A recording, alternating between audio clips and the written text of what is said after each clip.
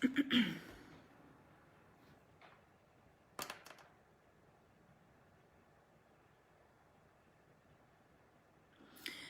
ձեզ սիրելի հայրենակիցներ,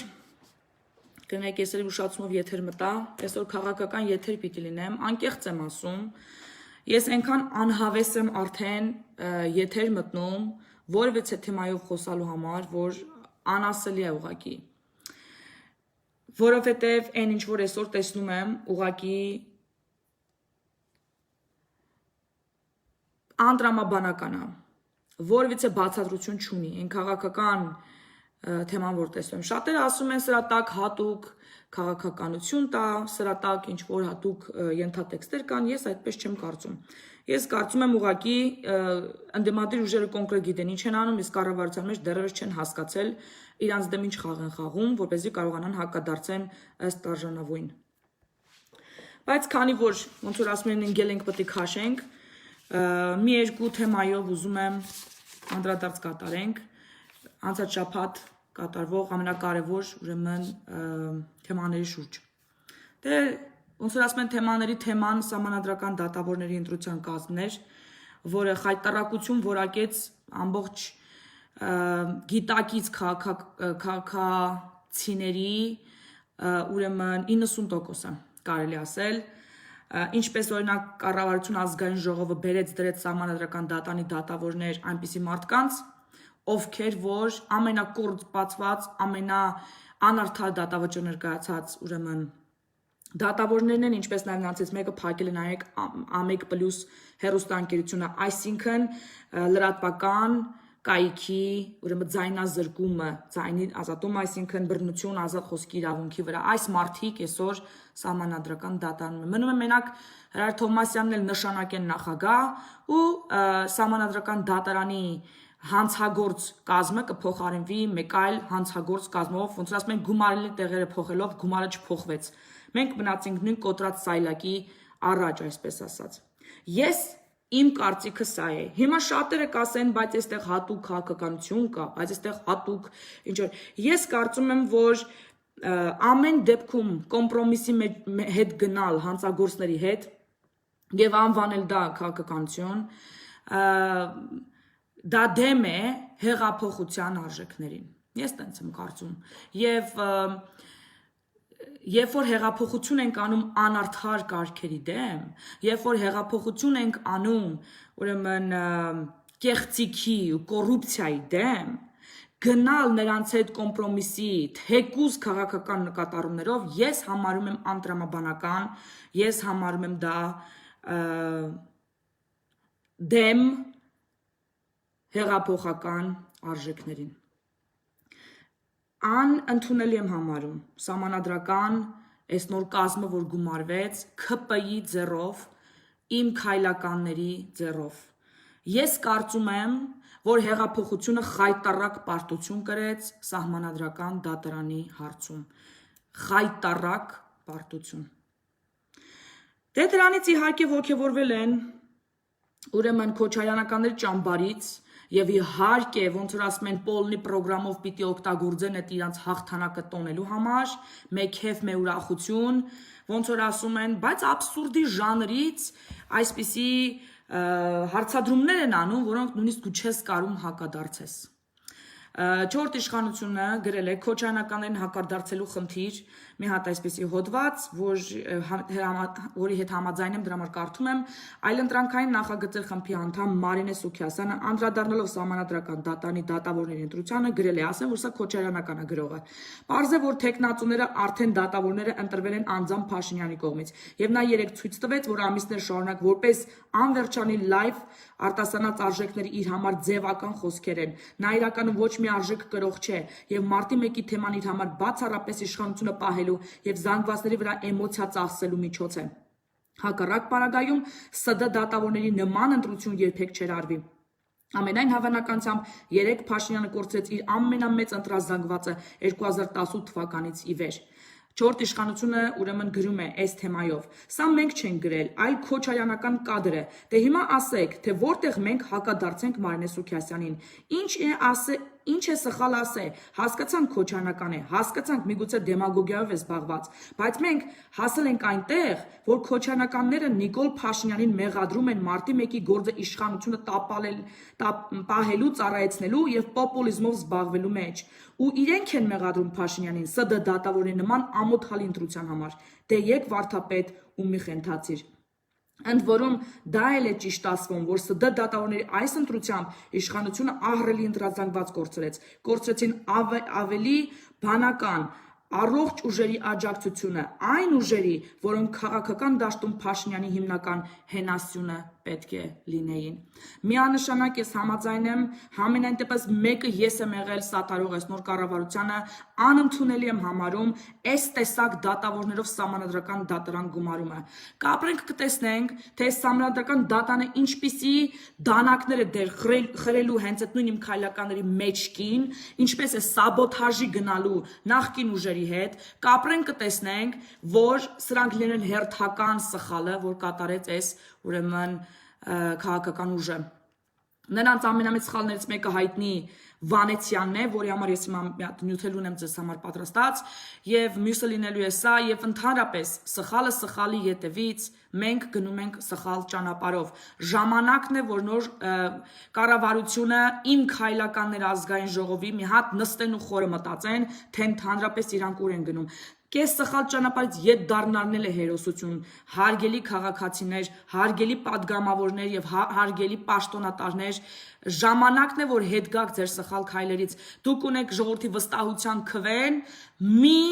ուրեմն հարամեք իրանց վստահությունը։ Իրոք արդեն զավեշտ այս ամեն ինչը ներկայացնում, որ դուք նույնիսկ հակադարձելու փաստարկներ արդեն չեք թողում ձեզ պաշտպանող ուրեմն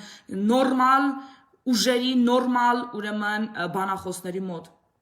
Ոնց որ ասում են զինաթափում եք մեզ եւ ուզում եք դրանով պատերազմ հայտնել։ Մենաշնորհներ, չգիտեմ ձեզ աստեղայինն է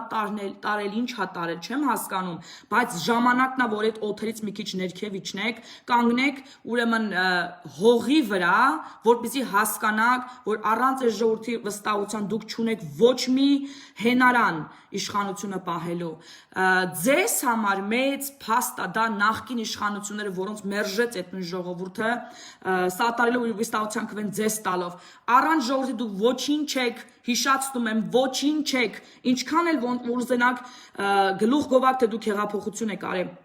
որ ամեն անգամ դա հիշացնում եք։ Հեղափոխություն արել է ժողովուրդը ձեր գլխավորությամբ, բայց ժողովուրդը առանց ժողովրդի դուք այդ նույն հեղափոխությունը իզորու չէիք անելու։ Եվ այստեղ տեղին է հիշել, որ հերոս դառնալը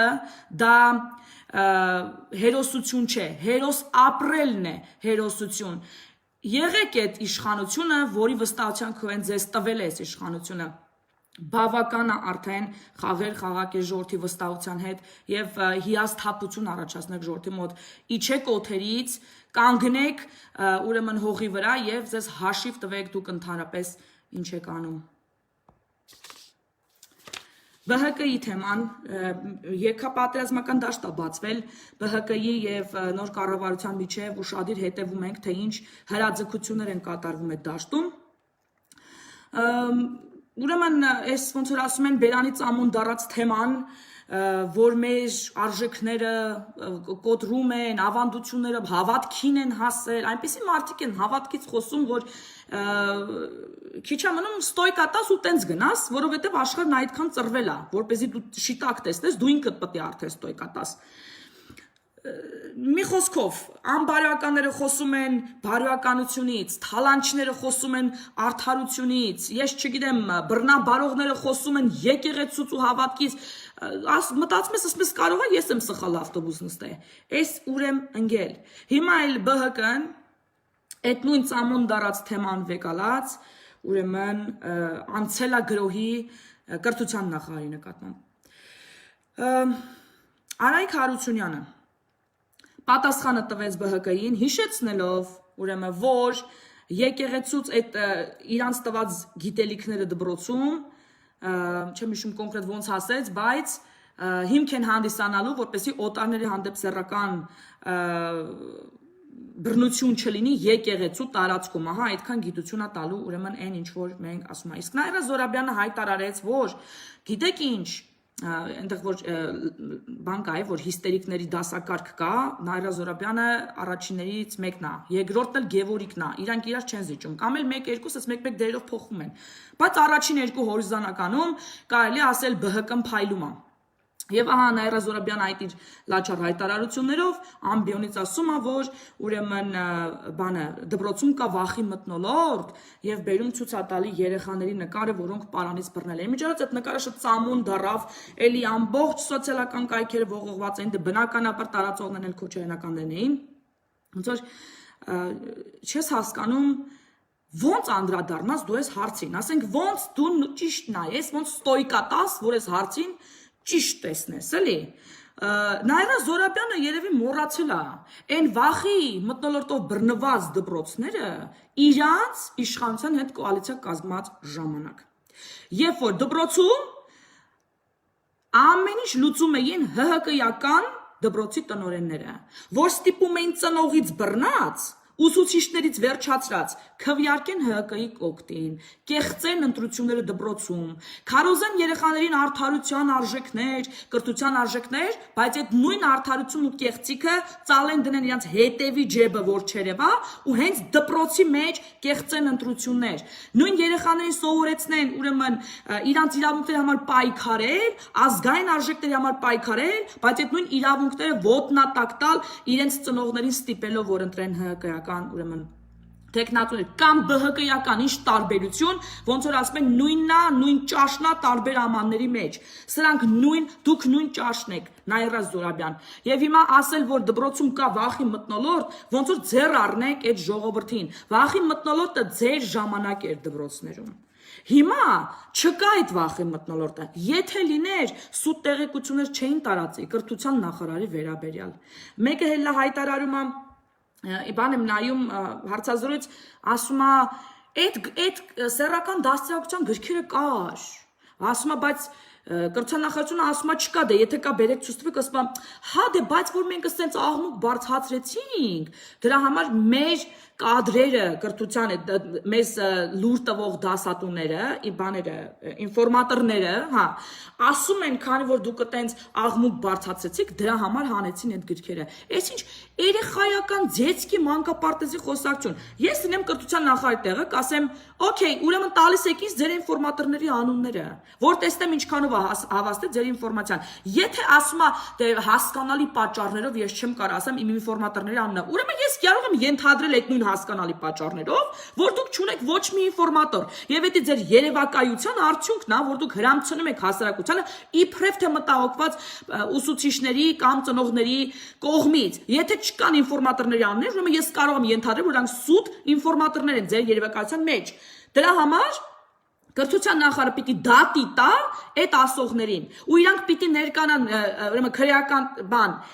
ոստիկանություն ու տան անուններ եթե չտան իրանք են դատվելու սուտ ինֆորմացիա տարածելու համար իդեպ Արայք Հարությունյանն նաև դատի ատվել ներողություն այդ ինֆորմացիան տարածողներին ես հուսով եմ որ նրանք կպատժվեն օրենքի ամբողջ զորությամբ որպեսզի հասկանան ինչ է նշանակում ծնողների մեջ հասարակության մեջ այս տեսակ պանիկա առաջացնելը նրանք մի քանիսը պիտի շատ լավ պատժվեն որ մյուսները դրանից դաս առնեն որ իրանց մի երկու կոպեկ փողը որ իրանք զղտկվում են այդ դուրերը հրապարակել համար չարժե իրանց կյանքին մի քանի տարի որ իրանք բանտում են անցկացնելու այդ զրպարտությունների ու ստի համար Так, իսկ ինչ վերաբերում է երեխաների նկարներին, ես չգիտեմ, այտենց բան էնել մարդու իրավունքների յանիմ թե պաշտպան Նաիրա Զորաբյանի կողմից ներկայացնել ազգային ժողովում, ինչ անուն կարելի է դրան տալ։ Բա երեխաների իրավունքները որտեղ մնաց։ Եթե երեխաների պարան բռնելը կարելի է ներկայացնել որպես ստրուկների կապանքների ժինժիլների հետ ես չեմ կարող դա ինչ այլասերված միտք պիտի լինի մարդու մեջ որ պարանի տակ այտենց բաներ հասկանա օրինակ այդ նույն այլասերված մտքին եթե մի հատ ծնող իր երեխուն գրկի մի հատ ամուր պաչի պիտի այդ նկարը դնեն ու ասեն սեռական ուրեմն բանա այլասերվածությունա քարոզա տիրում Հայաստանում Այդ նույն կոնտեքստով այլասերվածության մտքի, եթե մենք առաջ շարժվենք, մարդու բանկում կանգնած հերթը կամ խանութում կանգնած հերթը կասայի մոտ պետք է ներկայացվի որպես, ասենք, հրեա ժողովրդի գազի խցիկների մոտ կանգնած հերթի հետ, օրինակի համար։ Ուրեմն մենք ամեն ինչի տակ ինչ կարանք ուզենք հասկանանք ըստ մեր արժեքների, ոնց որ ռուսն ասում, каждый понимает по мере своей испорченности։ Հիմա, երբ որ մարդուն երեխեքին որպեսզի հերթ պաշտպանվի թել ես տալի բռնել այդ երեխեները բանտիկներով սիրուն գեղեցիկ սարքած հասկանալ դա քո տեսակ այլասերված մտքով ու տարածել այդ նկարները երեխաների իրավունքները ոտնահարելով, ծնողների իրավունքները ոտնահարելով ու դա անում է մարդու իրավունքների պաշտպան թե յանի թե պաշտպանության ներկայացուցիչը, ես չգիտեմ դրան ինչ անուն կարելի է տալ։ Եթե դու ձեր բառանում կա տենց մի հատ բառ գրեք, ես չունեմ իմ բառանում տենց բառ։ Ծաղրել երեխաներին այդ տեսակ, ես հիշում եմ մի դեպք էլ եղավ ժամանակին, երբ որ ճամբարում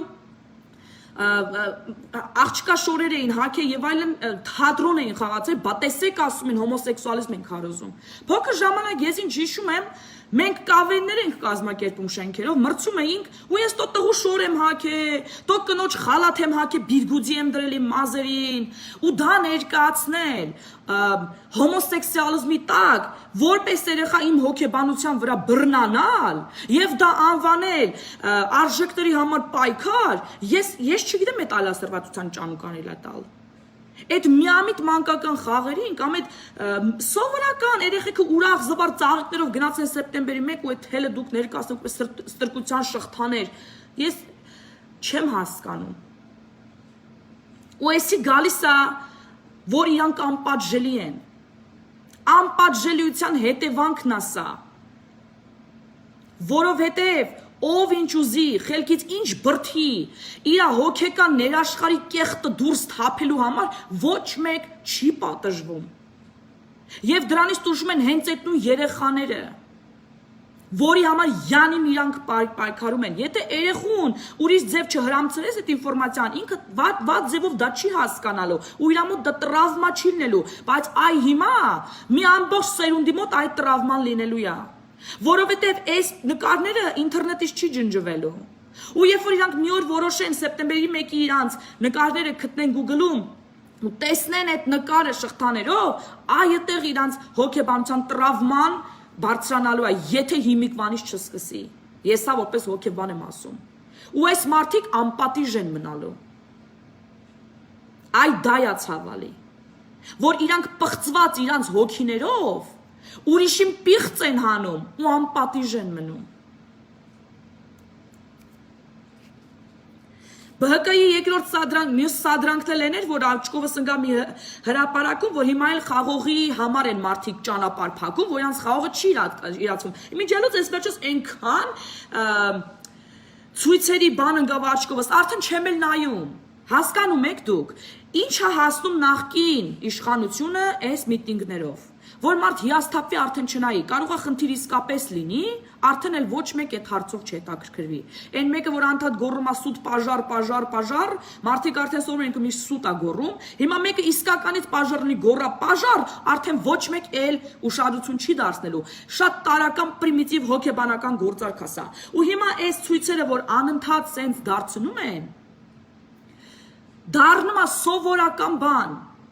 Հելել են Ռուսաստան գնալու համար էլ են ցույց են անում, բա ինչի մեզ չեք թողում գնանք Ռուսաստան, ասում է Ռուսաստանը չի թողում, մենք ինչ անենք։ Ինչ կարա Հայաստանի կառավարությունը Ռուսաստանի հետ։ Հետո ճանապարհները բացվավ, հիմա թե բա տոմսնա թանկ, մենք ոնց առնենք։ Հիմա թող Վրաստանի հետ բանակցեն, որ Վրաստանով ճանապարհը բացեն, մենք մեքենայով գնանք։ Հեսա այդ ճանապարհն էլ բացենք, ասեն հիմա ավտո չունենք։ Հիմա էլ ցույց են կանում, ինչի պետությունը մեր համար ավտո չի տրամադրում, որ մենք մեր վեշերը մեջ չդնենք, ձրի եթանք Ռուսաստան։ Ես հասկանում եմ, կարիք կա Ռուսաստան գնալու, մարդը գնում է ընտանիք ունի, ծնող ունի, տարբեր բաներ կա, դպրոց պետք է գնան, բայց ինչ կարելի է անել այս սիտուացիայում, ասենք այդ ես լոգիկայից մեզ չի պարկում։ Ով ում դեմ է պայքարում, ես չեմ հասկանում, ու որն է դրա լուծումը։ Հիմա էլ խաղողի համար են հենց ցույց անում, որ մեր խաղողը չի իրականացվում։ Ախր սխալ տեղ է կանում, կառավարության դեմ այդ ցույցը։ Ով չի իրացնում այդ ապրանքը։ Ծառուկյանի գինու բանի գործարանը ինադու բան արհեստականորեն իբրև թե չեն կարում վերցնել 50% կրճատելա իր ապրանք վերցնելը սաբոթաժ ընդամենը ու դրա համար պետությունը պատասխանատու է լավ այլի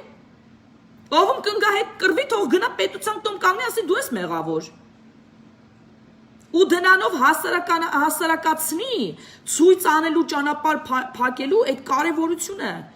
այ հիմա որ իսկական բռնեն կոտորեն ժողովրդին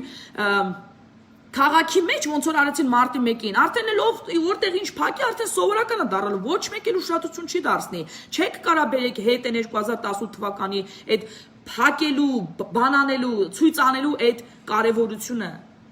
ահա այսպես հատուկ պարզ տրամաբանական, հոգեբանական հարցակում է մեր արժեհամակարգի մեր հասկացողության վրա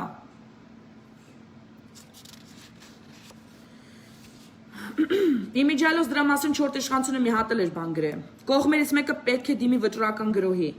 Արդեն 2 օր է ինչ ՔՊ-ն եւ ԲՀԿ-ն վերսկսել են միմյանց վրա կրակելը երեք արդեն փոխհրաձգությունը միացան նաեւ մեծ տրամաչափի զինատեսակներ Եթե բացենք ճակերտները, որոնք առանձնապես ոչ մեկի համար գաղտնիք չի, ապա Փաշինյան Ծառուկյանը հիշեցրեց, թե ինչպես է նա ինչ է նա արել եկեղեցու տարածքում, ուստի իրավունք չունի խոսել հավատքից, Ծառուկյանն էլ վարչապետին անվանեց հոգեկան հիվանդ, իսկ արդեն երեկոյան Փաշինյանը ընդդիմախոսին մեղադրեց գրել չիմանալու մեջ։ Եթե Հայաստանը լիներ արևմտյան ժողովրդավարական ավանդույթներով երկիր, ապա կարելի էր ասել, որ որևէ արտառոց բան տեղի չի ունեցել։ Մերձավոր Արևելքի ամենակայացած ժողովրդավարություններում Իսրայելում գրեթե ամեն օր նույն բանն է տեղի ունենում վարչապետի եւ ընդդիմադիր ղեկավարների միջեւ։ Այնտեղ նույնիսկ երբեմն նմանատիպ հաճախոսությունները իրար նկատմամբ շռայլում են կոալիցիոն գործընկերներ վարչապետը եւ փոխվարչապետը։ Բայց Հայաստանը ուրիշ է, մենք դեռ զարգացած այդ փուլում չենք, որ նմանատիպ վիրավորանքները նման մամուլի էջերում եւ հրեստակերությունների եթերում տեսնենք։ Այս ամենը պետք է հանգուցալուծվի եւ հանգուցալուծվի կողմերից մեկի կապիտուլյացիայով։ Իշխանությունը չի կարող մի քանի ամիս մեկ հիշեցնել 40 տարի առաջ տեղի ունեցած հանցագործության մասին եւ բավարարվել դրանով։ Դա կարող է միայն լրացուցիչ ֆոն ծառայել կոնկրետ բաժիչ գործողությունների համար։ Այսինքն վճռական գործողությունից առաջ հակառակորդին նաեւ բարոյական վնասներ հասցնել։ Մոտավորապես այսպես։ Մեկին հարվածելուց առաջ նաեւ հայհոյում են, բայց առնվազն ծիծաղելի են դառնում նրանք, որոնք հայհոյում են, ստանում են պատասխան հայհոյանք, ու նրանց ոչինչ չի հաջորդում։ Հունիսին իշխանությունը որոշակի քայլեր ձեռնարկեց Ծառուկյանի հանդեպ, սակայն դրան բավարար չէին, որպեսզի նրա հերթական անգամ փակի քաղաքականության էջը։ Բոլորն արդեն վաղուց գիտեն Ծառուկյանի զգոշավորությունը սեփական բիզնեսի կայսրության ամեն գնով պահպանելու նրա մտահոգության մասին։ Ամենայն հավանականությամբ այս ամենը նրան հրահրում է շատ ավելի հզոր ուժեր։ Որպեսզի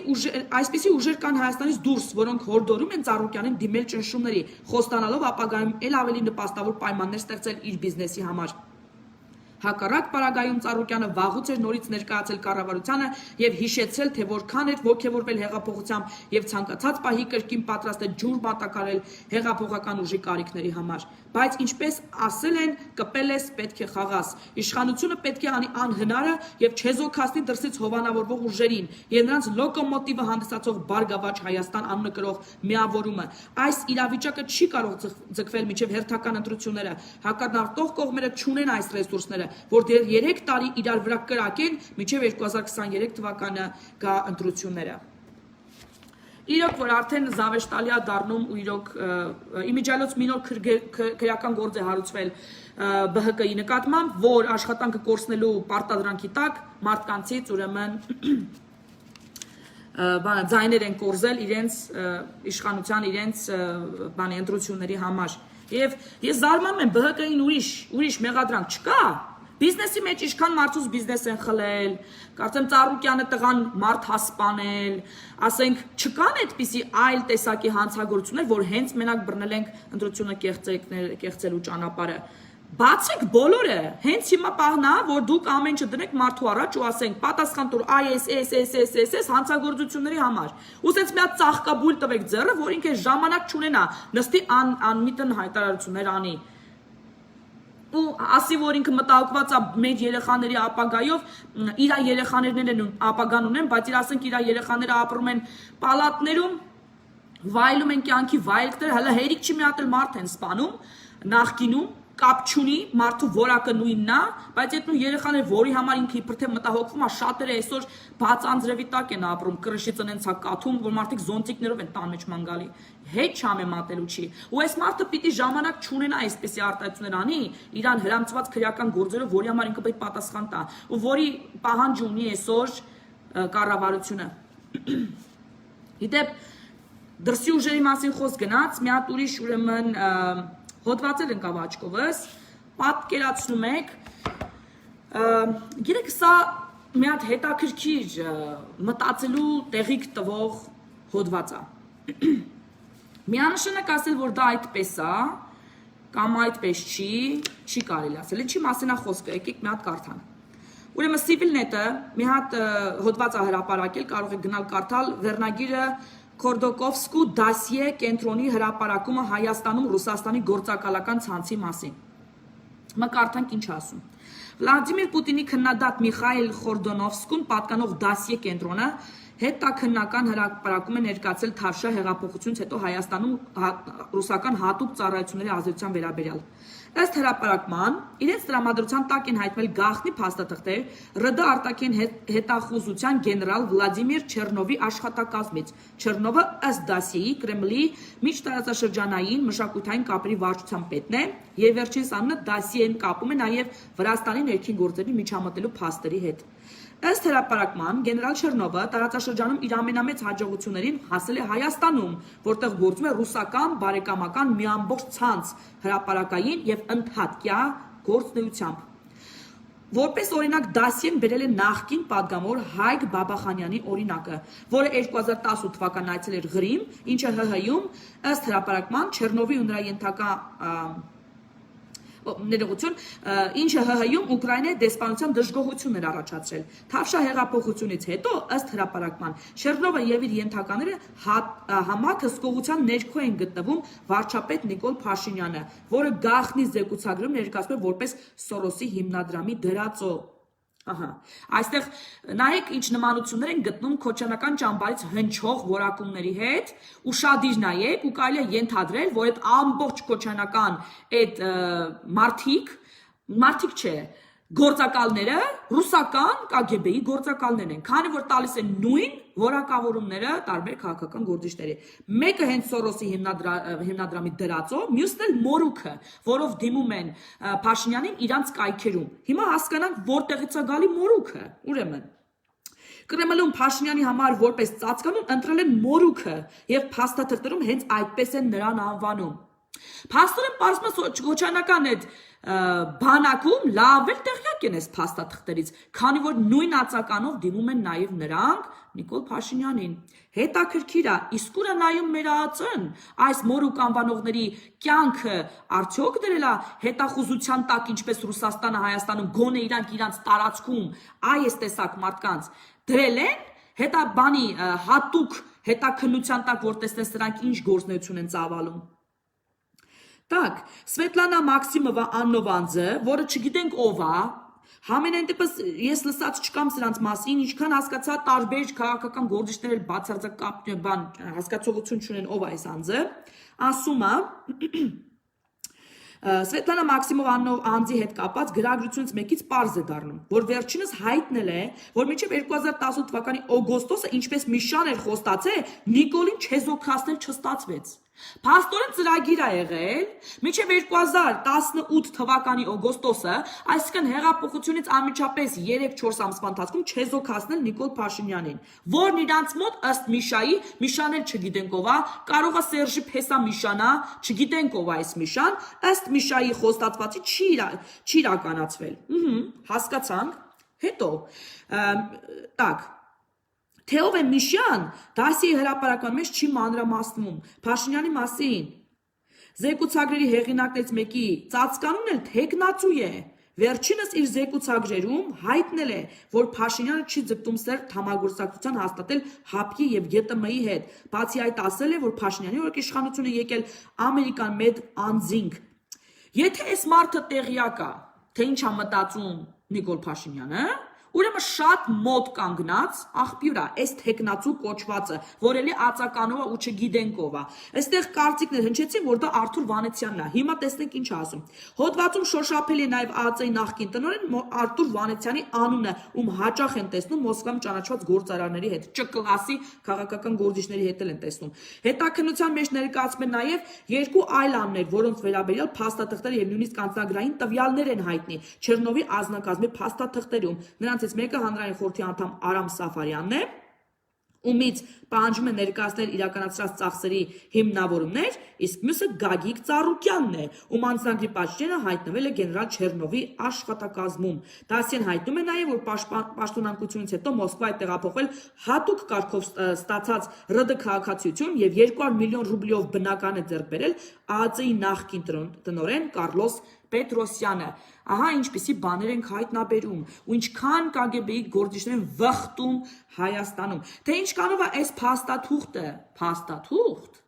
ու ինչքանով է կեղծ ապատեղեկատվություն, թող պարզեն ԱԱԾ-ի աշխատակիցները։ Կարող է իրոք հայտնվել է այս փաստաթուղթում, մենք շատ բաներ ենք այստեղ իմանում։ Եվ ասեմ ավելին, այս նշանակված ածականներով, որ դիմում են այս փաստաթղթի մեջ, ասենք օրինակ Նիկոլ Փաշինյանի երկու որակամները, որ տվեցին, դա հնչում է արդեն 2 տարուց ավել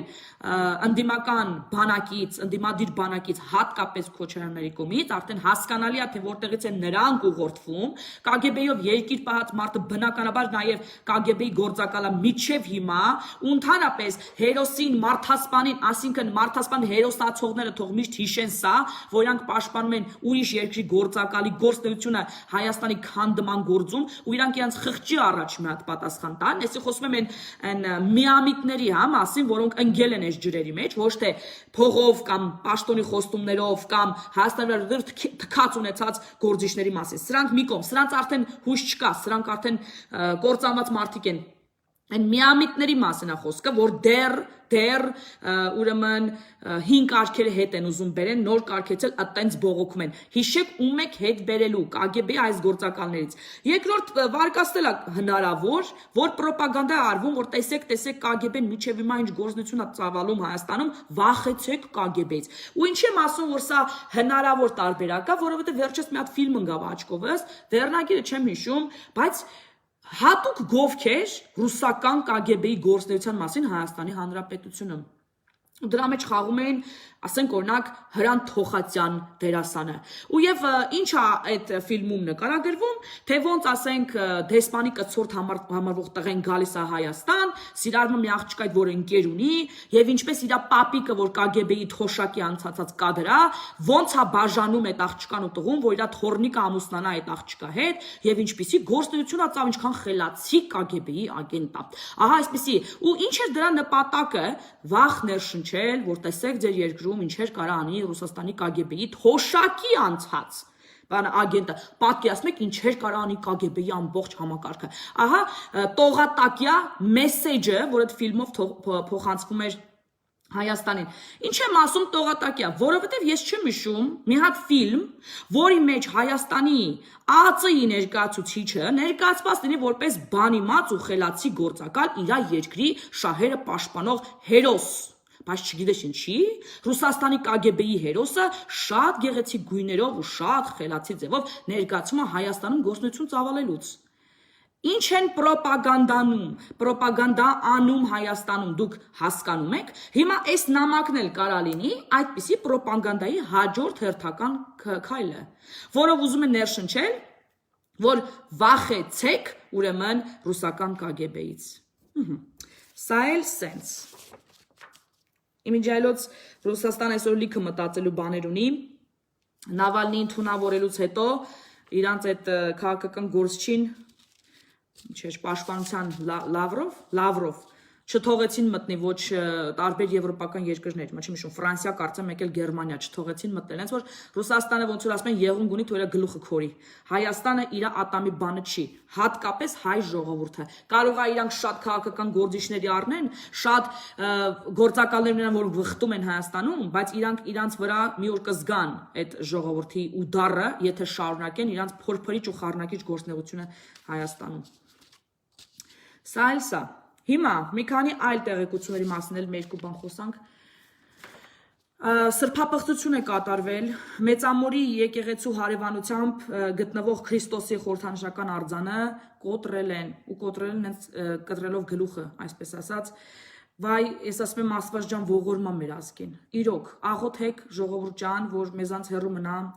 Աստծո բարկության այդ բաժակը, այս սրբապիղսերը, որ ասում եմ Հայաստանում սև մագիայով ու վուդոներով են կառավարել, կախարդների կառավարությունն է տեղի ունեցել ու շարունակական քայլերը մենք տեսնում ենք, այդ ձեզ կասկածի մի ենթարկեք, այդ տենց էլ կա։ Դրա համար սրա պայքարն էլ պետք է ուրիշ ձև լինի։ Տարածում են Աշոտ Փաշինյանի պարի տեսանյութը ու ձեռ են առնում, տեսեք, ինչպիսի տրանզի մեջ հանգել, այս մարդիկ, չգիտեմ,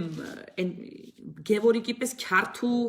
այդ իրանց այդ ներքին կեղտոտ բանը դիմակը երեսներին քաշած երևի պետք է լինեն, որ պարի մեջ այդ ձև, ասում եմ, գալիս ենք նույն խնդրի առաջ են կանգնում, каждый понимает по мере своей испорченности. Ամեն ինչի մեջ կարաս այլասերվածություն ու կեղտ տեսնես, եթե ինքը այդ տվյալ մարդը ապրում է կեղտի եւ այլասերվածության մթնոլորտում, որը իր մեջից բխում է, իր շրջապատն նույն թույնն է շնչում։ Մենակ այտենց մարդը, այտենց բաների տակ, այտենց բաներ կհասկանա։ Ես ասում եմ ձեզ, գալիս պտտվում ենք, կանգնում ենք մի կետի, որ մարդը պետք է ներքուստ մաքրվի, եթե ինքը ներքուստ այլասերված է, իրան ուզում ես ծաղիկել տուր, ինքը դրա տակ կակտուսը հասկանալու, ասելու է կակտուսը տվիր ինձ ծակիր, այնց որ թեմա չի նույնիսկ քննարկման, լավ արել ուրախացել, աշտետ թայնել հանելա, հələ պետք է լի խանա, ես Աշոտ Փաշինյան տեղալնեմ, ամեն օր փարթի կանեմ, կնկարեմ գցե, որ լավ կշտանակ, լավ նայեք, տենակ փարթի անելը ոնց է լինում։ Սահմանապահ, ուրեմն Սիփան Փաշինյանի գործողությամբ սահմանապահ Դովեդ գյուղի մոտ անցնող առում այսուհետև կօգտագործվի հարակից շրջաններում ոռոգման համար։ Ես տեսել եմ ինչքան ցավալի վիճակում են հատկապես սահմանամերձ գոտիներում գտնվող գյուղերն ու քաղաքները, որոնք չունեն ոռոգման ջուր։ Ոռոգման ջուրը խնդիր է այսօր գյուղատնտեսության համար։ Անկեղծ եմ ասում։ Երբ որ ես գնացել եմ Սարիթաղ, անցած տարի հիշում եք, որ ես Հայաստանում էի, խաղահրապարակներ կառուցեցինք, ես ու իմ հետևորդները գումար հավաքեցինք եւ սահմանապահ Սարիթաղ եւ մյուսը որն էր, մոռացա։ Ոսկեպար գյուղերում խաղահրապարակներ կառուցեցինք այդ գյուղի բնակիչների երեխաների համար եւ երբ որ ես Սարիթաղում էի գյուղապետի հետ զրուցում էի նա ասաց որ ամենամեծ խնդիրը որ իրանք ունեն ոռոգման խնդիրն է ես հարցրեցի իսկ ինչու է դա խնդիր չէ որ պիտի որ լինի ոռոգման խողովակներ սովետի վաղտվանից գյուղատնտեսությամբ են մարդիկ զբաղվել ասաց որ պատերազմի ժամանակ գնդակոծությունների հետևանքով կոտրվել են այդ բոլոր խողովակները եւ 30 տարի ու շատ եղեք Ոչ ԲՀԿ-ն, ոչ ՀՀԿ-ն, ոչ ՀՅԴ-ն, ոչ ժառանգությունը, ոչ այն մյուս ծախվածների կուսակցությունը, հələ հիշացրեք, ոչ մեկ, այդ հարցը չի բարձրացրել լուծում չի տվել։ Ու այդ գյուղերն ու քաղաքները ընկել են աղքատության մեջ, որտեղ չեն կարողացել հող մշակեն, իրանց հողի մշակած միշտ ու բանջարեղենը ուտեն։ Այ դրա համար է եկել աղքատությունը հայկական հողի վրա։ Դրա համար այո, այս նոր կառավարությունը շատ ուժեղ կենտրոնացում պիտի տա ոռոգման ջրի հետ, որովհետև ոռոգման ջրից կախված է հատկապես սահմանամերձ գյուղերի եւ ընդհանրապես գյուղերի եւ քաղաքների կենսունակությունը եւ լավ ապրելակերպը։ Եվ ջրերի պես հարուստ քաղցրահամ ջրի պես ջուր ունեցող հարուստ երկրում չունենալ ոռոգման ջուր պարզապես խայտարակություն է։ Եվ այս հարցին լուծում պետք է տրվի։ Ես շատ ուրախ եմ, որ այդ ուղղությամբ արդեն քայլեր են արվում։ 30 տարվա մեջ չեն արել, այս 2 տարվա մեջ քայլեր արվում են եւ դա ողջունելի է։ Լավին պետք է լավ ասես, վատին վատ։ Կառավարությունը լավ քայլեր է այսօր անում, որ ողջունելի է։ Մենք դրա համար իրանց գովում ենք։ Մնացածը մյուս լուրն է, որ ուզում եմ ձեզ ասեի, Ադրբեջանում տարբեր երկրներին խաբելով, ուրեմն զենք է մատակարել տերորիստներին, ահաբեկիչներին։ Ուրեմն դրա մասին լուսաբանել է 2017 թվականի Մալթայից մի լրագրող, որը ընդամենը այդ հրապարակումից մի քանի ամիս անց սպանվել է։ Եվ նրա սպանության հետքերը տարել են միջև Ալիևի մոտիկներին եւ դարել են քննարկման թեմա։ Այդ նյությանը կոչվել էր Ադրբեջանի լվացկատունը, այդ հոդվածը, որ լույս էր տեսել։ Հետո վերջերս տակ տրուտ թերթի լրագրող բուլղարացի մի լրագրող ուրեմն էլի հրապարակում է արել, որտեղ նշվում է, որ Ադրբեջանը 350 դիվանագիտական ավիաուղիներ է իրականացրել, որոնք դիվանագիտական ավիաուղիները, ինչպես գիտեք, անձեռնմխել են, կատարել է Silk Way ավիաընկերությունը, որ Ադրբեջանինն է, եւ 350 այդ ավիաուղիներով զենք է մատակարարել ահաբեկիչներին։ Ահա այսպիսի դրա համար էլ այսօր որ կանչ են անում, ասում են ահաբեկիչներ եկեք կռվենք Ղարաբաղի համար, սրանք պատրաստ կանգնած են, ոնց որ ասում են դու իմ մեջ կքորի, ես քո, հիմա սրանցնա իրար մեջ կքորելով եկել հասել են մինչև Տաոշի շրջան, են էլ կերանբերն են, ոնց որ ասում են, որը մեջ կքորելով չեն պատերազմ եթում։ Մի խոսքով